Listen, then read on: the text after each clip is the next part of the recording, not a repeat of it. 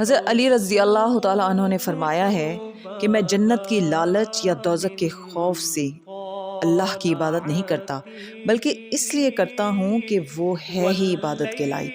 آج کی آیت کا ترجمہ شروع کرتے ہیں۔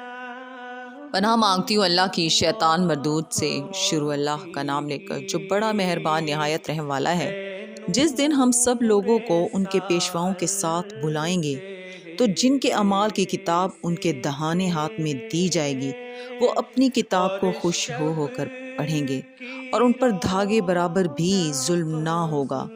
اور جو شخص اس دنیا میں اندھا ہو وہ آخرت میں بھی اندھا ہوگا اور نجات کے رستے سے بہت دور۔